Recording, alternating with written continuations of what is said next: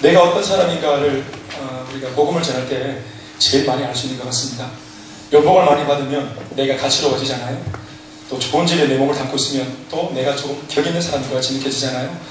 그런데 내가 복음을 전하고 내 눈앞에서 반응하는 영혼들을 보면 내가 진짜 하나님 앞에서 어떻게 창조를 받은 사람인지 알게 되고, 내가 무엇을 위해 살아가야 할지와 또 내가 어떤 일도 할 수 있는 사람인지를 알게 되면서 내 자신에 대한 정체성이 완전히 달라지는 것입니다. 한 번씩 우리 나와서 간증하는 분들이 아우리치 그러니까 조금 이질감이 생길 수도 있을 것 같다는 그런 제 안에 마음의 조바심이 있습니다. 그러나 왜 그 변화의 한 대목 속에 자꾸 이 아우리치를 얘기하냐 하면, 거기는 이제 필리핀에 가서 온종일 동안, 하루 온종일 동안 복음만 전하는 거예요. 복음만 전하니까 전하는데도 내 앞에 이 처음 보는 이국 땅에 나선 이 아줌마나 아저씨나 아이들이 뜨겁게 반응하면서 내가 전한 이 작은 쪽지 복음에 그렇게 반응하는 걸 보면서 내가 누군가를 알게 돼요. 그래서 낮에는 복음을 전하고 집에 본부에 돌아와서 밤에는 하나님 앞에 기도하면서 그렇게 회개가 나와요. 감사하고 막 내가 오늘 성과를 올렸다는 게 아니고 회개가 터져나와요. 내가 이렇게 존귀한 사람인데 이제까지 내가 무슨 내가 삶을 살다 왔을까? 내가 한국 땅에서 우리 엄마 아버지랑 또 남편과 아내랑 또 다른 사람들이랑 내가 감정 싸움하고 있었던 거, 이게 얼마나 작아 보이고 이게 얼마나 참 내가 옹졸한 삶이었는지, 내가 우물 안에 있었는지를 알게 되면서 내가 세상을 감당할 수 있는 사람이구나, 이것을 확인할 때 그렇게 눈물이 많이 나는 거예요. 그래서 거기서 이제 내가 돌아가서 어떻게 살아야 되겠다, 또 사람들 앞에 내가 어떻게 하고 살아야 되겠다, 그래서 좀 그런 어떤 좀 눈을 뜨는 어떤 그런 시간이 우리가 그런 것 같아요. 또 그런 맥락에서 이 행복 모임도 마찬가지로 복음을 전할 때 내가 어떤 사람일 수 있구나, 내가 어떤 사람일 수 있구나, 내가 돈 버는 사람인 줄만 알았는데 조금 네, 밥하는 밥쟁이인 줄만 알았는데 내가 거기 가서 이렇게 복음을 전해보고 또 행복 모임에서 복음을 전해보고 이러면서 존재를 다시 발견하는 거예요. 내가 지난주에 금요일날 예배 없어가지고 전환 가는 바람에 돌아와서 우리 박태기 목사님 설교를 들어보니까 그게 완전히 동감되는 거예요. 목사님이 기도하고 목사님이 복음 전하는 거 당연한 건데 목사님이 막 복음 전하고 와서 막 얼마나 어린애처럼 기뻐하지 않습니까? 저한테도 그러셨거든요.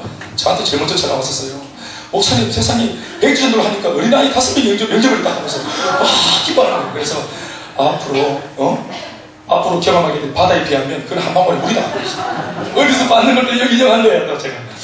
그래서 그러냐고 막 기뻐. 목사님 저도 10년 전에 그 기쁨을 받는데 그것 때문에 우리가 이렇게 사는 겁니다. 그렇군요 하면서 이제 막 그렇게 목사님도 또 목회자도 장로님도 권사님도 또 청년도 누가 할 것 없이 우리가 예수를 믿었지만 신앙의 바른 목적, 신앙의 목표와 목적은 천국 가는 게 아닙니다, 여러분. 이단인가? 신앙의 목표는 천국 가는 게 아니에요. 신앙의 목표가 천국 가는 것은 하나님께서 선물로 주시는 겁니다. 구원은 선물로 주시는 것입니다. 그것은 목표가 아닙니다. 애써서 가는 게 아니라는 말이에요. 예수를 믿으면 거저 선물로 주시는 것이, 값없이 주시는 것이 구원이고, 예수 믿을 때 이미 이것은 우리가 다 하나님으로부터 받는 선물이고, 구원받기 위해 애쓰는 게 아니라 이미 구원받은 사람은 이제 하나님의 기쁨을 위해서 살아가는 것입니다. 우리가 사실 작은 것 흉내내고 있는지 몰라요. 복음 전하는 것도, 백지전도하는 것도, 행복 모임 하는 것도, 그 옛날 제자들이 살았던 삶에 비하면 사실은 조금 흉내내는 건지 몰라요. 그래도 그 일로 인해서 사람이 살아나고, 두 번째 더 큰 영향은 내가 얼마나 존귀한 사람이었는지를 알게 되는 그런 역전의 은혜가 있는 줄로 믿습니다. 내가 참 귀한 사람이구나를 우리 복음 전하면서 느낀 사람들이 여기 많이 앉아 계시잖아요. 할렐루야. 개인적으로는 우리 동정 집사님의 저 간증, 이제 본인이 이제 1호 였었다, 그죠? 생애 1호. 벽 보고 연습하고. 네. 우리 다 그렇게 했었습니다. 아마 셀레도 그렇게 했을 거고, 저도 심지어 그 찜질방에서 훈련받으면서 찜질방에서 제가 자면서 돌아와가지고 안 자고 전을 다 펴놓고 찜질방에 그 노란 불 밑에서 이걸 막 그냥 천조가리 하나 덮어서는 계속 밤새도록 연습하고 그렇게 했던 게 기억이 납니다. 아니 저먹으려고. 왜냐하면 나 혼자 처음에 왔으니까 이걸 내가 100% 완벽하게 소화해야 대구 가서 이걸 내가 우리 청년들하고 우리 교회들하고 나눌 수 있기 때문에 내가 어미새의 마음으로 나는 한 2마리만 물고기 잡아먹으면 딱 좋은데 먹이야 살려야 할 이제 성도들이 있고 식구들이 있으니까 이제 더 양껏 물어봐야 되는 거예요. 그래서 안 자려고 하고 또 더 많이 배우려고 하고 노트에 끊임없이 필기하고 그랬던 게 기억이 나는 거예요. 여러분들한테 주고 싶어서 성도 때문에 필기하고 성도 때문에 기도 학생가 빠지게 하고 제가 그때 참 많이 울었던 게 기억나요. 고독해서 사실은. 하나님 이 좋은 거를 혼자 할 수 없는데 하나님 함께할 동료자를 붙여주셔서 달라고 막 기도했던 게 기억나요. 1년 내내 울면서 기도했던 게 기억나요. 그렇게 많이 울었던 적도 없는 것 같아요. 근데 하나님께서 참 여러분들을 어떠한 모양으로든지 저희 교회에 보내주셨을 때는 여러분들은 나름대로의 사연이 있어서 왔겠지만 저는 제가 제 식대로 그냥 이제 해석을 하면은 그냥 제 개인적으로는 제 기도 응답이다 이렇게 생각하는 겁니다. 제가 딱 여러분 같은 분들을 모시라고 제가 기도했거든요. 네, 일꾼 있고 열정 있고 네, 그런 분들 할렐루야. 좀 부족해도 양육하고 훈련하면 또 일꾼이 얼마든지 될 수 있습니다. 오늘 우리에게 부활의 복음을 하나님께서 선물해 주셨습니다.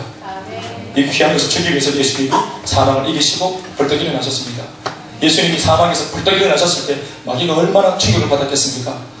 사실은 십자가가 마귀의 승리였는데 예수님 완전히 거꾸로 틀리고 아이고 구약 때부터 온다 하던 그 메시아 별거 아니네 하면서 쾌재를 부르고 있었을 텐데 예수님이 원래 주인공이 죽으면 끝나는 거잖아요.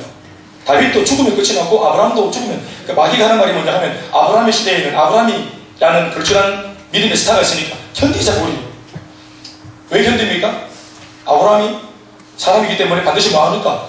죽으니까. 아브라함의 시대가 지나가면 이제 우리가 이제 활기를 펴자는 거예요. 마귀들이 하는 말이 견디자. 아브라함이 막 돌아다닐 때 견디는 게다. 견디는데 갑자기 그 다음에 이삭이 또 벌떡 일어나는 거예요. 또 무엇을 생각하게 이삭 견디자. 또 야곱이 벌떡 일어나는 거예요. 그래서 야곱을 가만히 보니까 우리 피 못해. 너무 인간적인 사람이라 가지고. 그런데 또 야곱도 창세기 35장 우리 들었던 우리 박태기 목사님 가슴 통에 들었던 것처럼 베델로 올라가면서 역전해가지고 뒤집어지고 회복되어지고 이름도 바꾸고 이스라엘 다 되면서 또 견디자. 요셉도 막 17년 전에 짓밟아놨는데 요셉이 또 여기 왜 총리가 되면서 믿음으로 승리하고 역전하고 우리 필 줄 알았는데 요셉도 일어났다. 견디자. 다윗도 견디고 하여튼 얘네들은 계속 견뎌왔어요. 그런데 예수님도 견디려고 하다가 한번 쿡 찔러봤는데 의외로 예수님이 쉽게 돌아가시는 거예요. 그래서 예수님이 다이만도 못하네. 이게 마귀의 생각이었어요. 그들의 이 무지함이 뭐냐면 제법 영물인지라 능력이 있는지 모르겠지만 꺼진 불을 다시 안 보는 맹점이 있는 겁니다. 이 부활이 있다는 사실을 전혀 눈치채지 못했습니다. 왜냐하면 부활에 대한 이야기는 여러분 구약 성경에 예고되어 있지 않았습니다. 그분이 오실 것이다. 이새의 양뿌리로 한 줄기로 오실 것이다. 예수님, 초림의 예수님을 말했지 그 예수님이 곧 찾아가고 죽으시는 것을 이사야 53장에서 예고했지 그분이 부활하실 것이라는 예고를 한 적이 없습니다. 그러니까 완전히 마귀가 몰랐던 거예요. 그러니까 십자가 앞에서 팔짱 끼고 낄낄대면서 쾌재를 부르고 있는데 3일 뒤에 그분이 벌떡 일어나셨어요. 얼마나 충격받았겠습니까? 베드로도 놀랐죠? 막달라 마리아도 놀랐죠? 제일 놀란 것은 마귀입니다. 얼마나 놀랐겠습니까? 완전히 십자가가 예수님의 패배가 아니고 예수님의 승리입니다. 죽으면서 사는 것입니다. 우리는 예수님의 빈 무덤을 자랑합니다. 공자의 흔적, 맹자의 흔적, 또 우리 선조들의 흔적, 세상 모든 사람들이 그런 것을 자랑하지요. 또 이집트에서 또 파라오의 어떤 그런 그 시신, 미라를 발견했다면서 그런 걸 막 자랑하지요. 그러나 우리 예수님은 시신, 미라, 흔적이 없습니다. 빈 무덤. 왜요? 부활하시고 살아계시기 때문에. 오늘은 부활절입니다. 2000년 전 인간의 모든 문제를 해결하기 위하여 하나님과 예수님이 세우신 천상의 프로젝트가 비로소 완벽하게 이루어진 날 바로 부활절입니다. 믿습니까?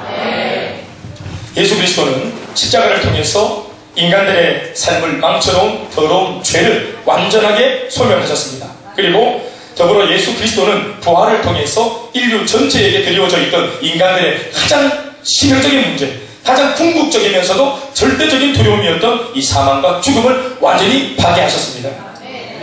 결국 예수 그리스도께서는 십자가와 부활을 통해서 사탄의 세력을 완전히 무력화시키심으로 인간의 모든 문제를 해결하셨습니다. 그리고는 십자가에서 우리 죄를 해결하신 예수님, 부활하셔서 우리에게 영원한 생명을 주시는 예수님을 누구든지 그 이름을 부르고 믿기만 하면 이 완성된 구원, 조금 더 하자가 없는 완벽한 구원을 선물로 주시겠다고 말씀하셨습니다. 이것이 바로 복음인 줄로 믿습니다. 우리가 믿고 있는 복음, 아멘입니까? 사랑하는 여러분, 이 예수 그리스도의 복음을 믿을 수 있기를 바랍니다. 나를 향한 복음, 이건 너무 추상적인데 나를, 김대현이를, 나를, 우리 오늘을, 우리 윤영이를, 나를 향한 주님의 부활입니다. 아멘, 아멘. 한 사람을 위해서 주님이 사망의 문을 딛고 일어나신 것입니다. 오늘 우리가 맞이하고 있는 이 부활절은 우리 인생에 있어 가장 가치로운 날, 가장 기념비적인 역사의 날임과 동시에 실제로 우리 각 사람에게 놀라운 은혜의 혜택을 주는 축복의 날입니다. 이 부활의 메시지는 예수 그리스도를 믿고 이 한 생일을 살아가는 그 과정에서도 힘을 주고 소망을 주지만 실제로는 누구나 겪게 될 인생의 마지막 그 죽음의 자리에서 보다 더 극대화될 것입니다. 복음이 얼마나 가치로운가 사실 우리가 안다고 하지만 지금보다 이 복음의 가치를 제대로 알게 될 때가 언제냐면 우리가 이 땅을 떠나 숨이 끊어지고 우리가 사망하게 되는 그날입니다. 우리가 나이가 들어서 자연사거나 혹은 사고로 우리가 또 어려움을 당할 때 숨 떨어지는 그 순간 가장 위대한 복음, 이 복음이 우리를 살리는 복음입니다. 아멘이십니까? 네. 우리 안에 생체적인 이 모든 것은 다 정지합니다. 심장이 멎음과 동시에 모든 것이 정지하는데 계속해서 박동하는 것이 뭐냐? 바로 예수 믿을 때 우리의 마음속에 심겨주신, 이식해주신 예수 그리스도의 신장입니다. 영원한 생명, 아멘이십니까? 네. 이것이 복음의 능력입니다. 네. 그러나 진짜 지혜로운 것은 죽을 때, 숨질 때 복음의 가치를 아는 것이 아니라 우리가 살아 생전에도 이 복음의 위대한 가치를 알면 우리가 정말 이 땅을 멋있게 살 수 있습니다. 사실 복음을 완성한 것은 십자가만이 아니라 십자가와 부활이, 예수님의 부활이 일어나면서, 사건이 일어나면서 십자가와 부활, 죽으심과 같이 사심, 이것이 합쳐져서 바로 우리가 말하는 복음이 복음된 것입니다. 부활을 기대한다는 것은 두 가지 의미심장한 깨달음을 우리에게 일깨워 줍니다. 첫 번째는 죽음에 대한 공포와 죽음 이후에 대한 막연한 두려움을 이기게 합니다. 자, 이 말씀을 왜 드리냐면 오늘 사도 바울이 고린도에 있는 교회의 성도들한테도 이 편지를 쓰면서 그들이 예수 믿는다고 막 기쁘다고 말하고 막 담대하다고 말하지만 그들이 죽음을 두려워했어요. 무슨 죽음을 두려워했을까? 바로 로마의 핍박이었습니다. 당시에 여러분 그 많은 황제들 한 4대에 걸쳐가지고 대핍박이 한 3대, 4대까지, 3차, 4차까지 그게 진행되었는데 그때 핍박을 통해서, 박해를 통해서 숨진 순교자가 150만 명입니다. 150만 명이나 되는 그런 많은 예수 믿는 사람들이 불에 타 죽든지 아니면 십자가에 달려서 죽음을 당했습니다. 그러니까 저 사람의 죽음이 곧 예수를 똑같이 믿고 있으니까 예수 믿다가 어제 죽은 저 사람의 저 죽음이 오늘 나의 죽음일 수도 있다는 거예요. 그러니까 그들은 굉장히 죽음이 실제적인 문제였어요. 또 신앙도 실제적인 것이었고 이 다음에 고난을 당하면 이런 게 아니라 지금 계속해서 문 두드리고 예수 믿는 사람들을 색출해내고 있는 그런 삼엄한 분위기 속에서 내가 예수를 믿는다는 것은 언제 죽을지 모르는 즉 위태로운 상황에 놓인 것과 같은 거였어요. 그러니까 바울이 그들에게 믿음이 낙심하지 않기 위해서 그들이 믿음에서 탈선하지 않기 위해서 무엇보다 죽음을 두려워하지 않는 믿음을 그들에게 꼭 들려줘야 했던 것입니다. 믿습니까 여러분? 다시 말하지만 생명 가진 생명체에 있어 가장 궁극적인 두려움이자 절대 공포는 자신의 생명을 잃는 것에 대한 두려움입니다. 다시 말해 죽음에 대한 공포입니다. 그런데 예수 그리스도의 부활이 그저 2000년 전 예수라고 하는 한 개인에게 일어난 기적으로 국한되지 않고 예수님을 믿고 있는 오늘 이 시대를 살고 있는 나한테도 오늘 저와 여러분들한테도 동일하게 주어진 선물이라는 것이 예수님 부활이 곧 내 부활이다. 아멘입니까? 이 사실이 얼마나 소망이 되는지 모른다는 것입니다. 나도 예수님처럼 동일한 부활의 주인공이다. 내가 결코 죽지 않는다. 나는 불멸의 존재다. 아멘입니까? 이 사실이 가슴에 들어올 때에 우리 안의 신앙이 완전 달라지는 것입니다. 고린도전서 15장 20절에서 23절 말씀을 다 같이 한번 읽어봅시다. 그러나 같이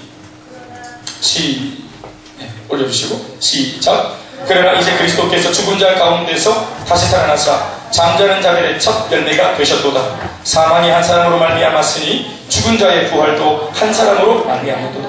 아담 안에서 모든 사람이 죽은 것 같이 중요하면 시작. 아담 안에서 시작. 아담 안에서 모든 사람이 죽은 것 같이 그리스도 안에서 모든 사람이 삶을 얻으리라. 그러나 각각 자기 차례대로 되리니 먼저는 첫 열매인 그리스도요 다음에는 그가 강림하실 때 그리스도에게 무한자라 속한 자요. 아멘이십니까? 오늘 예수님에게 속한 자들 모두를 부활시키기 위해서 제일 먼저 예수님이 대표로 부활해 주신 것입니다. 아멘 아멘. 부활의 첫 열매 그리스도. 아멘 아멘. 그리고 예수님이 다시 강림하실 때 예수님처럼 다 부활하게 될 예수님에게 속한 자들. 아멘 아멘. 20절을 보시면 잠자는 자의 첫 열매 이렇게 표현합니다. 여기에 기록된 첫 열매라는 말씀은 두 번째 열매가 있다는 말, 혹은 세 번째, 네 번째 계속해서 예수님대로 또 다른 부활의 열매가 있을 것이다, 없을 것이다? 있을 것이라는 말씀입니다. 예수님께서 죽은 자 가운데서 처음으로 다시 살아나신 첫 부활의 주인공이시니 그 주님이 예수님께서 죽은 자 가운데서 살리신 것처럼 오늘 또 다른 사람, 또 다른 사람에게 연속적으로 이 부활은 이루어질 것이라고 말씀하신 것입니다.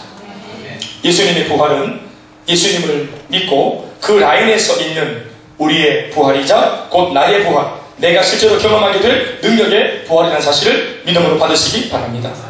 아담 안에서 모든 사람이 죽은 것 같이 그리스도 안에서 모든 사람이 삶을 얻으리라. 그리스도 안에서 모든 사람이 삶을 얻게 될 것입니다. 예수님이 속한 자들, 아멘, 아멘. 사람이 늙으면서 나이가 들고 외로워지고 고독해지고 쓸쓸해지는 까닭은 그 인생의 걸음이 결국은 죽음이라고 하는 벼랑 끝을 향해 있기 때문에 그렇습니다. 그래서 인생이 고독한 겁니다. 만약 죽음이 없다면 나이가 먹는 것이 뭐가 두렵겠습니까? 그냥 나이 좀 먹는 거죠. 그런데 죽음이라고 하는 마지막 관문이 있기 때문에 이렇게 그 죽음을 향하여 다가가고 있기 때문에 나이를 먹는다는 것이, 늙어 가신다는 것이 마음의 부담이 되는 것입니다. 죽음은 반드시 있는 것이고 이 세상 어떤 사람도 피할 수 없는 것인데 그 죽음을 피하거나 이길 길은 없고 준비해 둔 것은 없으니 그저 그 죽음만 생각하면 기가 죽고 정신이 아득해지는 것입니다. 그래서 사람은 어쩔 수 없이 몸은 벼랑을 향하지만 마음만은 힘들지 않기 위해서 과거 젊었을 적의 사진을 뒤적거리거나 회상한다거나 한때 좋았던 시절을 반복해서 되뇌이는 것입니다.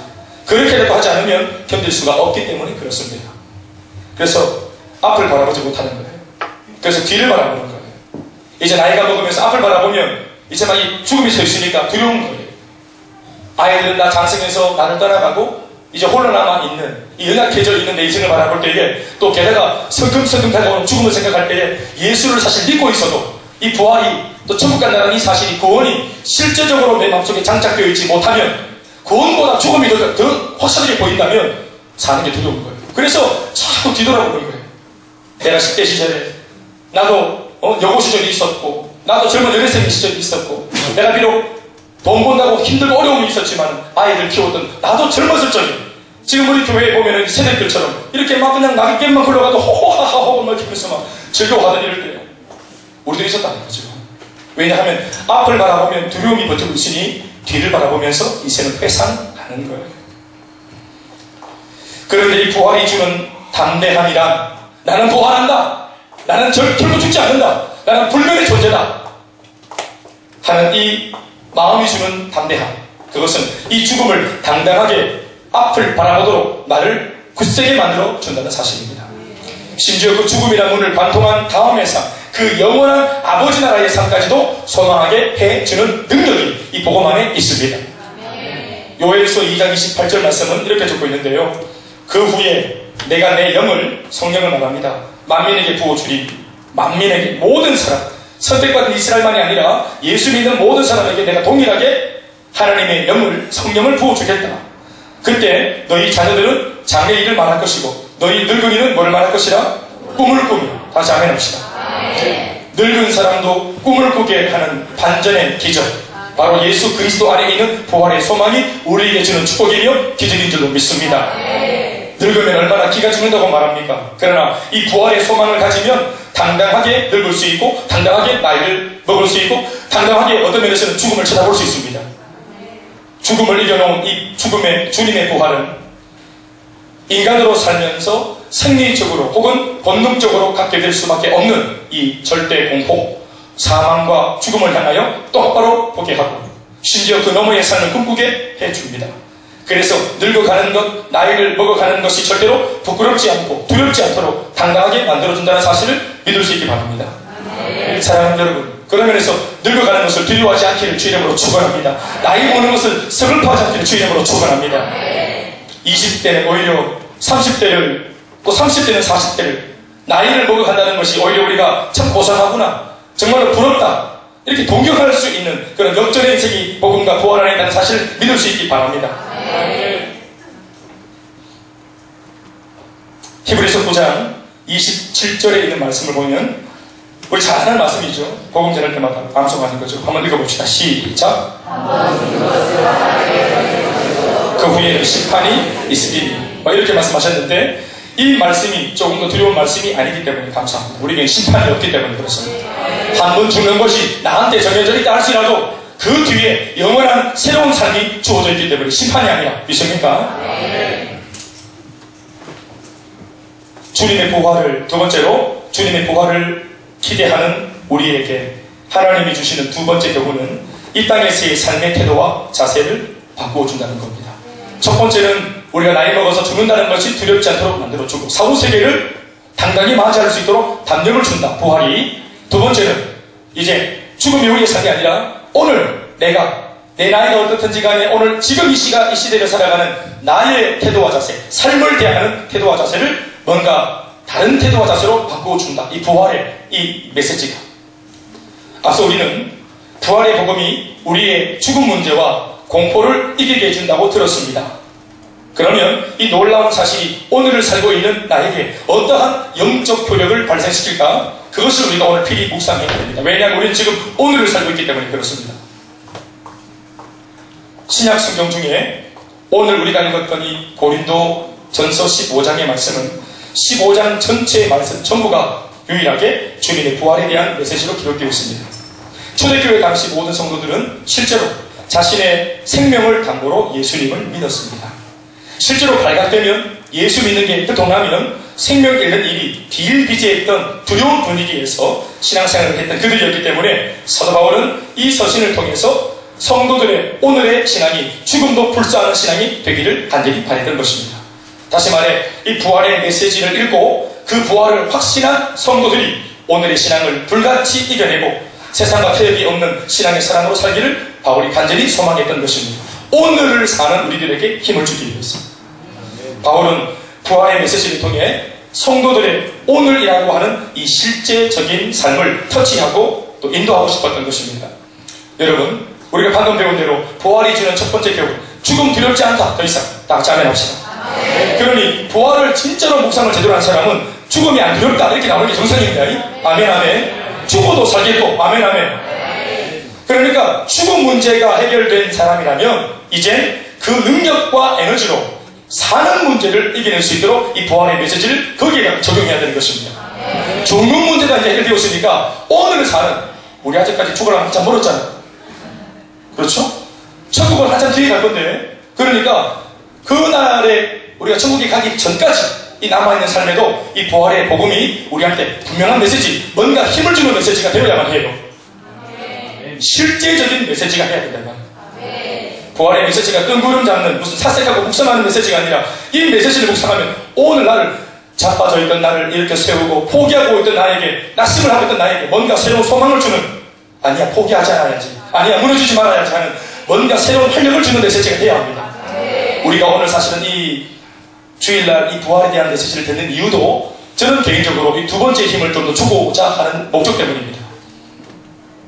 제가 이렇게 봐도 지금 우리 다 뭐 아직까지 천국 가는 아직 너무 모르고, 그러니까 오늘 우리가 삶을 잘 살아내야 합니다.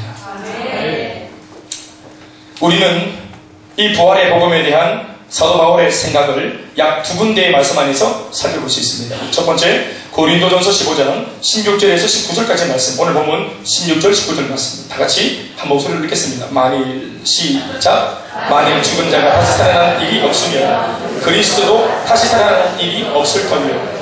그리스도께서 다시 살아나실 일이 없으면 너희의 믿음도 헛되고 너희가 여전히 죄 가운데 있을 것이요. 또한 그리스도 안에서 잠자는 자도 많아있으니 만일 그리스도 안에서 우리가 바라는 것이 다만 이 세상의 삶뿐이면 모든 사람 가운데 우리가 더욱 불쌍한 자입니다. 바울이 뭐라고 지금 말하는 것입니까? 만약 우리 예수 믿는 사람들한테 부활이 없고 다시 사는 것, 즉 죽음 이후의 삶이 없다면 예수 믿는 사람은 이 세상에서 제일 불쌍한 사람이고 망한 사람이라고 말하고 있습니다. 역설적인 표현이죠. 이 세상에서 불쌍한 사람이 세 부류 정도가 있는데, 세 부류가 있는데, 첫 번째는 예수 믿다가 죽은 사람. 죽음 뒤에 부활이 없다면 예수 믿다가 죽은 사람은 정말 불쌍한 사람이에요.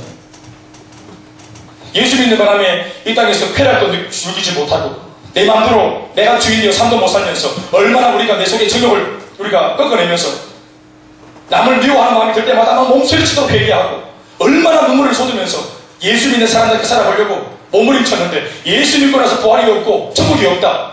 예수 믿는 사람이 제일 불쌍한 사람이에요.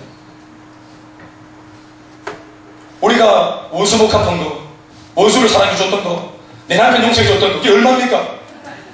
주님 한 번 믿고 우리가 그걸 다 덮어줬는데 이게 얼마나 억울해요. 내 친구가 옆에서 막 컨닝할 때 우리 예수 믿는 사람들 약속 지키려고 우리 극복하고 말이에요. 손바닥에 서도 손을 엎어가지고 막 안 보려고 애를 쓰고 안 돼 하는데 나도 딱 우리 얼마나 그렇게 나쁘지 말이 했는데 그거 다 견뎌내고 옆에서 답을 보여줘도 뒤에 쓰면 따라갈지 하고 우리가 얼마나 양심을 지켜봤는데 예수 믿고 죽어서 천국 없다. 주님이 없다. 제일 불쌍한 사람. 두 번째, 예수 믿고 있는 사람. 현재 예수를 믿고 있는 사람. 우리 정말 불쌍한 사람. 세 번째, 예수를 평생 전하고 다닌 사람. 부활이 없다면 예수를 평생 내만 아는 예수가 아니라 이 예수, 이 가짜 예수를 평생 전하고 다니는 사람. 우리 같은 사람. 나는 목회자인데 우와 어떻게 하면 좋아요. 특히 바울은 복음 전파에 전 생애를 다 바친 자신과 같은 사람이 모든 사람 가운데 가장 불쌍한 사람일 거라고 말하고 있는 거예요. 예수가 없다면, 부활이 없다면, 천국이 없다면.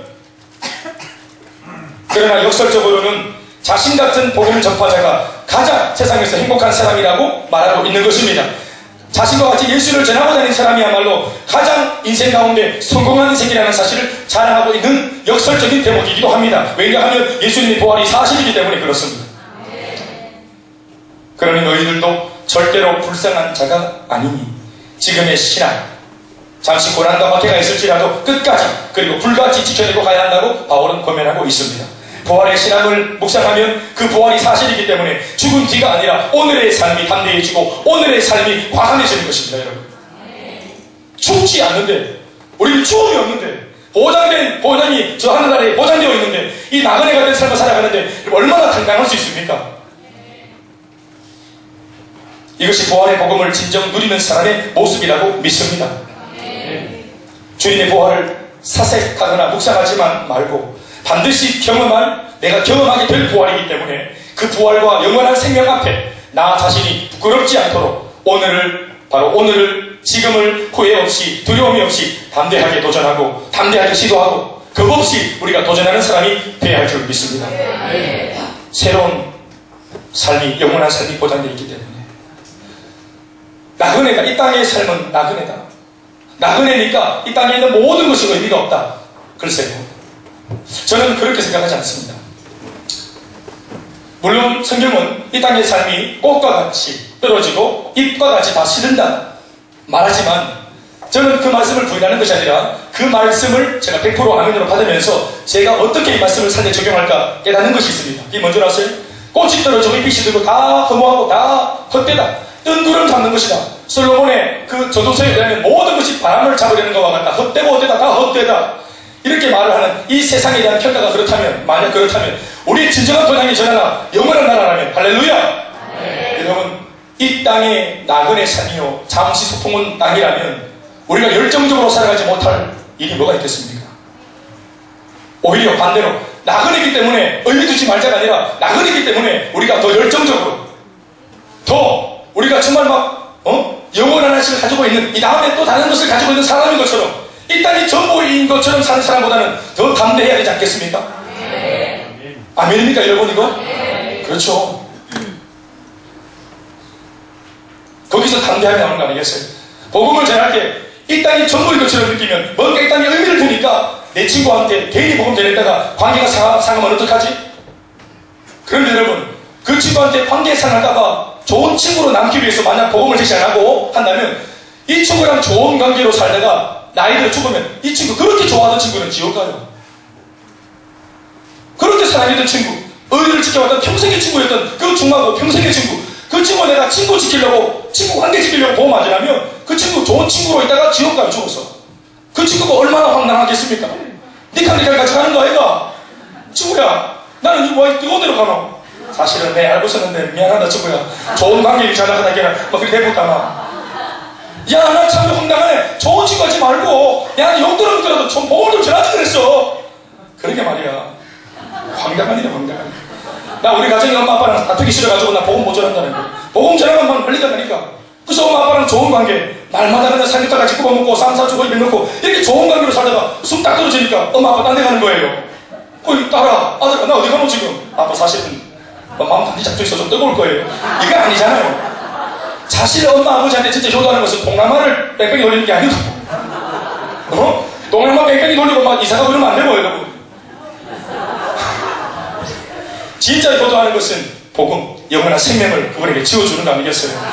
우리 행복모임 동기부여 영상에 우리 김성령 할아버님 영상에 나오지 않습니까? 예수를 79세에 팔순이 다 되셔서 예수를 병상에서 마지막 자락에 예수를 영접하셔서 하나님의 아들이 되셨지 않습니까?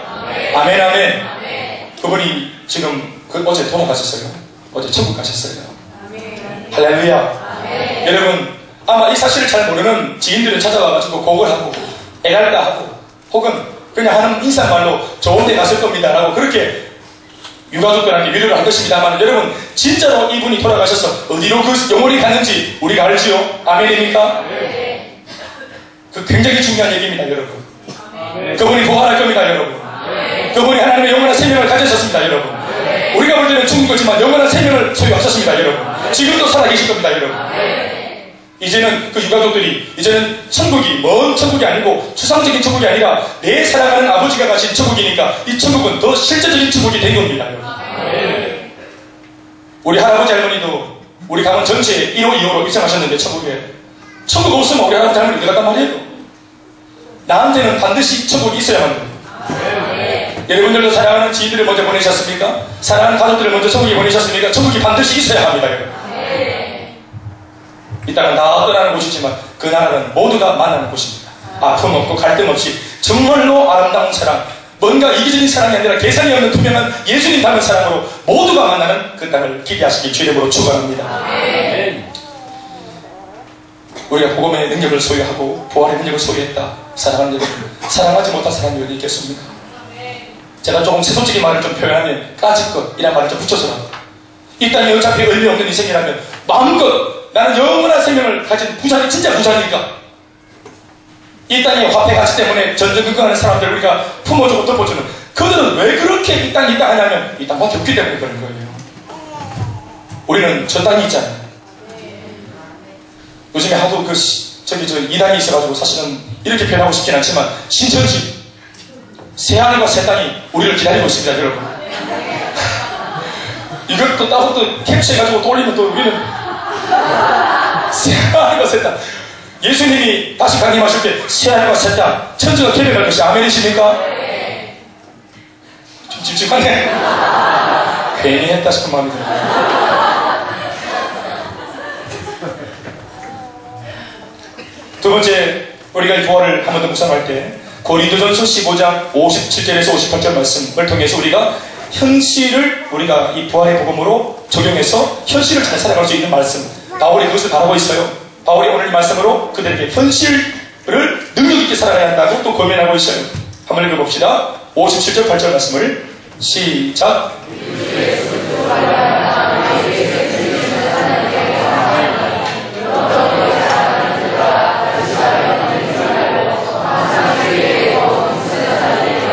이는 너희 수고가 주 안에서 되지 않은 줄 압니다. 부활이 보장되었습니다. 만약 이것이 기정사실이라면 남은 이 세상에서의 삶을 더 멋지게 살 수 있는 근거가 마련된 것으로 보라. 바울이 그렇게 말하고 있는 것입니다. 이 같은 부활의 메시지를 통해 바울이 전하고자 했던 진짜 참 메시지는 내 사랑하는 형제들아 견실하며 흔들리지 말고 또 뭐라 했습니까? 항상 주의 일에 더욱 힘쓰는 자들이 되라. 아멘이십니까? 자, 부활을 확신한다. 신앙을 확신한다. 주님 살아계신다. 너도 부활하신 주님처럼 영원히 산다. 아멘, 아멘. 이 땅이 다 아니다. 그러니까 얘들아, 믿음의 성도들아, 하나님의 백성들이여, 여러분들 흔들리지 마라. 견실해라. 한결 같아라. 뿌리가 뽑히지 마라. 그리고 이때까지 해오던 주님의 일을 더욱 힘쓰는 사람이 되라. 낙심하지 마라. 포기하지 마라. 끝까지 가는 사람이 되라. 이게 진짜이기 때문에 견실하며 흔들리지 마. 그 말은 뭐예요? 사탄 마귀가 흔들어댈 것이란 말이에요.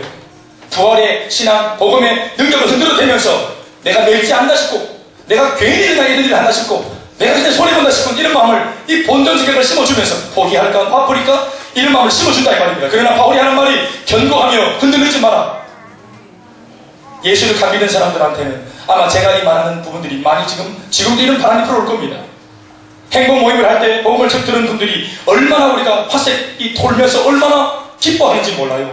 그런데 한 주 두 주만 지나도 그렇게 밝고 감격했던 사람이 어디 간 데 없고 똑같은 사람인데 완전히 다른 얼굴로 나 복음 듣기 싫다 하고 나 또 이 행복 모임 싫다고 하는 이런 모습을 우리가 얼마나 자주 보는지 모릅니다.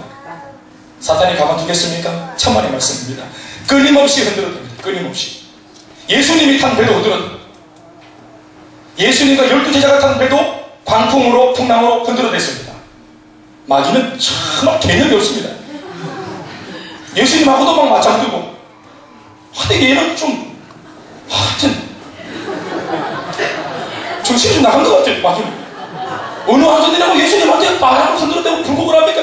오 이렇게 하면서 그래서 예수님이 꾸짖어 가라사대 머리 캐고 다니까 바람아 확 주인이래. 바람의 주인. 나는 예수님이 역으로 불게 안 하신 것을 감사해야 된다 마귀가. 견고하고 흔들리지 말고 이때까지 해오던 주의 일을 더욱 힘쓰는 자들이 되라.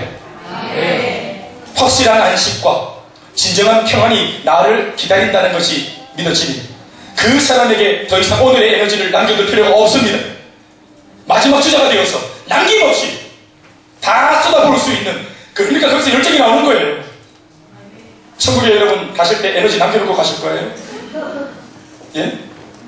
다 쏟아부고 가야죠.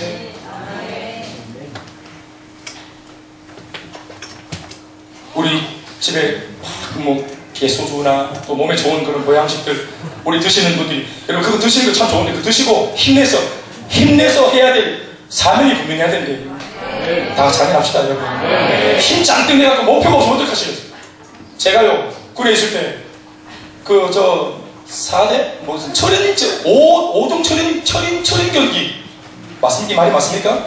5종 철인 경기라는 것이 있었어요. 우리 군인들 하는 4단장 무슨 집회가 아니구나 뭘 하는 건데 각 부대에서 몸 좋은 아이들 차출해가지고 합숙 한 달 동안 매일마다 백숙 먹으면서 새끼를 백숙 먹었어요. 대단하죠? 군에서 새끼를 백숙 먹었단 말이에요. 백숙.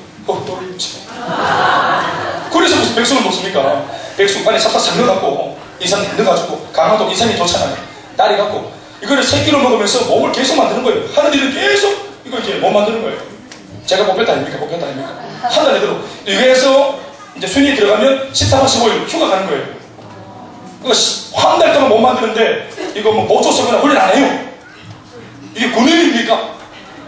나한테는 얼마나 좋은 기회가 왔어요. 몸 만들고 푸시업하고 알 들고 몸 쫙쫙쫙 만들고 이제 막 달리기 하다가 오르막이 나오면 들어가야 되는데 오르막 나오면은 교관이 휘슬을 불어요.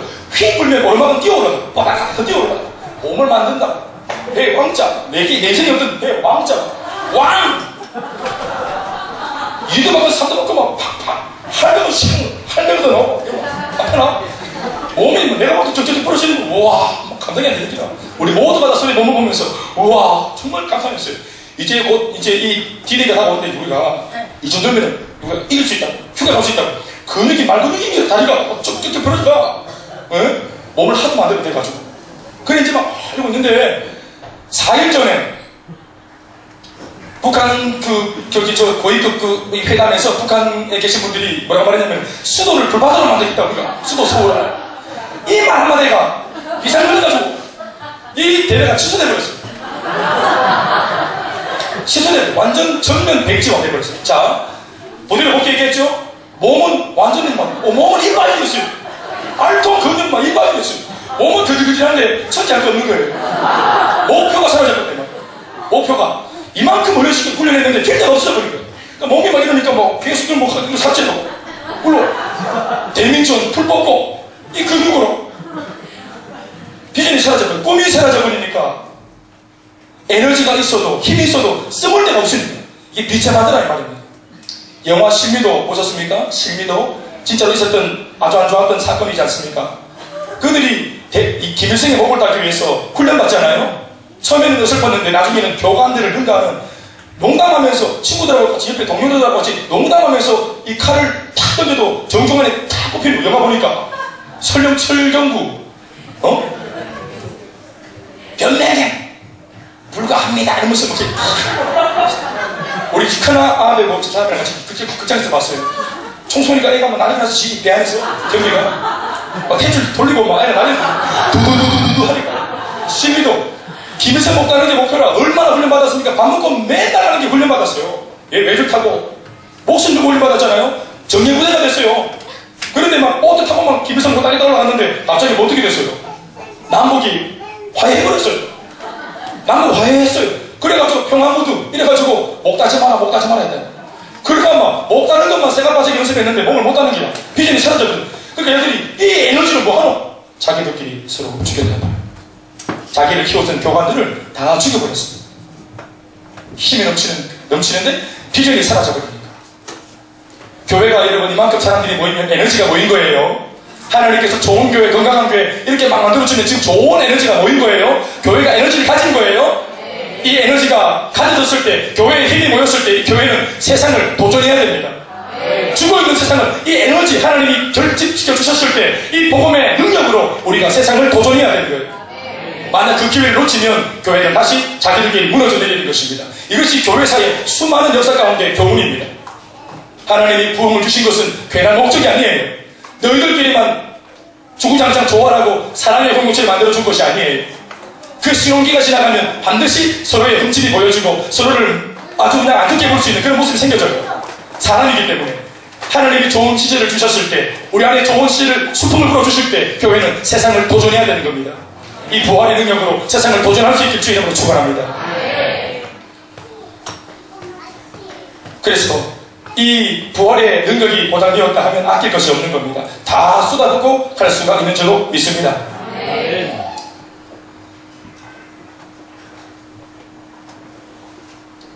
어쩌면 우리 예수님께서 이 땅에서 잘못 주무시고 피곤하시고 여러 가지로 불편한 삶을 사시면서도 불평치 않으셨던 이유가 여기 있을런지 모릅니다.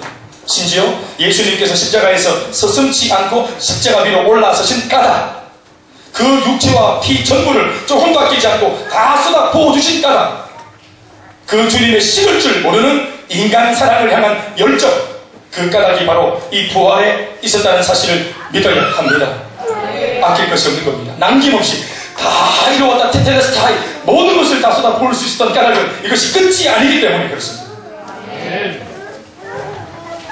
다시 들어보세요. 바울의 음성을. 그러므로 내 사랑하는 우리 58절 말씀 다같이 시작. 그러므로 내 사랑하는 형제들아 견실하며 흔들리지 말고 항상 주의 일에 더욱 힘쓰는 자들이 되라. 이는 왜냐하면 너희 수고가 주 안에서 헛되지 않은 줄 아니라. 아멘입니까? 견실하게 사셨고 흔들리지 않고 사셨고 주의 일에 더 힘쓰는 삶을 사셨던 그 예수 그리스도, 우리가 사랑하는 그 예수님, 그 예수님의 수고는 우리도 잘 아는 바대로 하나도 헛되지 않았습니다. 그렇기 때문에 사도 바울의 이 말씀이 옳습니다. 여러분, 신앙을 위해서 산다는 것은 손해라고 속삭이는 마귀의 속임수가 들리죠? 절대 진리가 어딨냐면서 사람은 융통성 있게 상황에 맞게끔 행동하고 살아야 한다고 세상적인 가치관이 나를 사로잡을 때가 있지요. 그러면서 바울 같은 사람의 이야기는 공중에 붕 떠있는 뜬구름 잡는 현실감을 잃어버린 광신도의 궤변에 불과하다고 우리에게 마귀가 속삭일 때가 있지 않습니까? 네, 어쩌면 이 말도 옳은 말일 수 있습니다만, 만약 부활이 거짓말이고 예수 그리스도의 부활이 꾸며낸 이야기라면 아마 더욱 그럴 거예요. 그러나 오늘 이 자리에 앉아있는 저와 여러분 모두에게는 부활하신 예수 그리스도의 확실하고도 명확한 음성으로 이 성경의 말씀이 옳다는 사실을 믿어줄 수 있기를 주의 이름으로 축원합니다. 그렇게 우리도 바울의 권면을 따라 주님 닮은 삶을 살아야 합니다. 오늘 우리의 삶의 태도와 자세를 바꿔야 합니다. 부활을 입으로 노래만 하지 말고 이런저런 부활을 기념하는 예배에 참석하는 것으로만 머물지 말고 우리의 고집스러운 오늘의 삶을 수정하고 바로 잡기로 결정하는 날이 오늘 부활절에 우리의 메시지와 결단의 교훈이 되어야 할 줄 믿습니다. 견실하지 못한 우리의 삶을 돌이켜야 합니다. 변화무쌍한 우리의 삶, 예수님처럼 흔들리지 않고 견실하셨던 그분의 삶과 달리 연약하며 때마다 시마다 자꾸 좌충우돌하고 생각 전쟁에서 우리가 나약해질 때마다 원점으로 돌아가려고 하는 이런 우리의 삶을 이 부활의 메시지를 통해서 돌이켜야 합니다. 시험 당할 때마다 기다렸다는 듯이 여지없이 흔들려 대기를 반복하는 삶을 새로이 해야 합니다. 특별히 주의 일에 더욱 힘쓰지 못하고 내 살 구미에만 몰입되었던 자신의 삶을 회개하고 돌이켜야 합니다. 그리고 주의 일에 어떤 모습으로 힘쓰고 또 동참해야 할지를 고민하고 결단해야 합니다. 이것이 부활이라고 하는 축복과 선물 앞에서의 우리의 바른 자세일 것이라고 저는 확신합니다. 여러분, 이 메시지와 교훈에 동의가 되십니까? 여기까지의 말씀을 잘 듣고 소화가 되시고 계시다면 이제 마지막으로 우리는 성경 말씀을 통해서 알려주고 계신 부활의 직접 부활하신 바울의 말이 아니라 직접 부활하신 예수님의 당부를 주목해 봐야 합니다. 예수님이 부활하신 이후에 승천하시기 전까지 이 땅에 약 40일 동안을 머물러 계셨다고 성경은 기록합니다. 사도행전 1장 3절 말씀을 보면 이렇게 적었죠. 그가 고난받으신 후에 또한 그들에게 확실한 많은 증거로 친히 살아계심을 나타내사 40일 동안 그들에게 보이시며 하나님 나라의 일을 말씀하시니라 했습니다. 죽음에서 일어나신 주님께서 기약대로 하늘로 올라가실 날을 목전에 두고서 40일 동안을 무엇인가 또다시 사역을 하셨다면 그 사역은 굉장히 중요한 사역일 것입니다. 아니, 그 사역을 위해서라도 죽음에서 일어나시고 싶었다고 봐도 무방할 것이고 빨리 승천하고 싶으셨겠지만 그 사역의 중요성 때문에 40일을 이 땅에 더 머물러 계셨다고 봐도 해석이 틀리지 않습니다. 그러니 그 부활 이후 40일간의 사역이 구체적으로 무엇이었느냐 하는 것을 우리가 살펴봐야 합니다. 이것이 중요합니다. 한 7가지 정도로 제가 바로 요약해드리면 첫 번째, 막달라 마리아에게 부활 즉시 나타나 보이셨습니다. 첫 번째 증인으로 삼으셨죠? 누구라고요? 막달라 마리아. 두 번째로 주님 하신 사역이 뭐냐? 11명의 제자와 5별의 형제들에게 일시에 나타나 보이셨습니다. 또 다른 부활의 증인들을 만들어내셨죠. 아멘, 아멘. 또 부활하신 주님 뭘 하셨습니까? 엠마오로 가던 두 제자에게 나타나 보이셨습니다. 또 증인을 세우셨습니다. 네 번째, 골방에서 두려워 떨고 있던 11명의 제자들한테 평강과 성령을 전하셨습니다. 다섯 번째, 갈릴리 바다에서 베드로를 회복시켜 주셨습니다. 네가 나를 사랑하느냐? 사랑하는 주님이 하십니다. 내 양을 먹여라 하시면서. 여섯 번째, 오순절 강림, 성령 강림에 대하여 예언해 주시고 교훈을 주셨습니다. 너희들 기도하면 내가 승천하여 반드시 약속한 아버지로부터 성령을 너희들한테 부어주겠다. 당부를 하셨다. 마지막에 두 번째, 제자들에게 모든 민족을 제자 삼아라. 땅 끝까지 증인되어라 라고 말씀하시면서 그들에게 사명을 심어주셨습니다. 이 7가지의 사역을 정리해보면 먼저 부활의 증인을 세우셨고 당신의 제자들을 회복시켜 주셨고 마지막으로 그들 모두에게 사명을 주셨다는 것으로 정리가 됩니다. 그리고 마지막으로는 그 사명을 감당할 수 있도록 성령을 보내주시겠다고 약속해 주시면서 이것을 위해 간절히 기도하라고도 말씀해 주셨습니다. 이것이 바로 우리 주님의 부활 이후에 40일간의 사역 내용입니다. 이것이 예수님의 지상 사역의 핵심이자 결론입니다. 이 땅을 떠나시기 전에 마지막으로 하셨던 주님의 사역. 부활의 증인을 세우셨고 사명에서 실패해가지고 낙심하던 제자들을 세우셨고 회복시켜 주셨고 그리고 성령을 주겠다고 약속하셨습니다. 말씀드리겠습니다. 예수님의 부활은 새로운 시작입니다. 예수님의 부활은 모든 인류에게 새로운 시작을 알리는 우렁찬 나팔 소리, 기상나팔과도 같은 것입니다. 낙심하던 사람들한테 빠바방 하면서 내가 안 죽었다. 고개를 들고 보이지 마라. 낙심하지 마라. 이제 사탄이 죄와 사망의 법으로 통치하며 속이고 죽이고 망하게 하는 나라는 끝이 났습니다. 마귀의 나라는 끝이 났습니다. 예수님의 부활로 말미암아 새로운 법으로 통치하는 새 나라가 임했습니다. 그 나라의 법은 생명과 성령의 법입니다. 그 나라의 주인은 사랑의 하나님이십니다. 천지가 개벽해서 나라가 뒤집어졌습니다. 여러분, 우리에게 진정한 자유와 해방과 광복이 찾아왔습니다. 또 그것이 지금 위기에 있는 우리들에게 주어지고 있습니다. 더불어 누구든지 주의 이름을 부르기만 하면 그 부활의 주님 여전하신 모습으로 친히 찾아오셔서 우리들의 모든 죄를 사하고 구원을 주시며 더 나아가 성령을 약속대로 선물로 주시는 것입니다. 십자가를 통해 우리의 죄를 다 사함받았다면 이제 주님의 부활을 믿고 영원한 생명을 약속받은 사람답게 오늘의 삶 가운데서도 내 가정, 내 직장, 내 삶의 모든 바운다리에서 모든 사람과의 관계 안에서 삶의 태도와 자세를 바꾸고 변화된 인생을 살아갈 수 있는 복이 있어야 합니다. 그리고 더 나아가 부활하신 주님께서 승천하시기 전까지 우리 손에 꼭 쥐어주고 싶어 하셨던 그 간절한 바람과 당부의 말씀을 기억하여 땅끝까지 이르러 부활의 증인이 되어야 합니다. 모든 민족으로 제자를 삼는 재생산 사역자가 되시기 바랍니다. 이런 복이 여러분들 모두의 있기를 간절히 소망합니다. 부활하신 예수님께서 스승을 대신하고 양심의 가책과 무서운 죄책감에 짓눌려 있던 제자들을 맨 처음 찾아가서 만나주시고 그들에게 전하셨던 첫 번째, 부활 이후 첫 번째로 하셨던 말씀의 메시지를 우리 같이 요한복음 20장 말씀으로 들으면서 오늘 설교를 마치겠습니다. 요한복음 20장 19절에서 23절까지의 말씀입니다. 시작.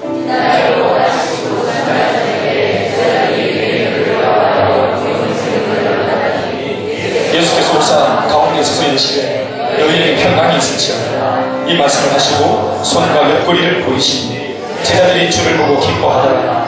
예수께서 또 이르시되 너희에게 평강이 있을지어다. 아버지께서 나를 보내신 것 같이 나도 너희를 보내노라. 이 말씀을 하시고 그들을 향하여 숨을 내쉬며 이르시되 성령을 받아라. 너희가 누구의 죄든지 사하면 사할 것이요 누구의 죄든지 그대로 두면 그대로 있으리라 하시나. 아멘. 지금도 주님이 우리에게 평강을 주시고 성령을 주시고 우리를 세상으로 보내고 계십니다. 기도하겠습니다.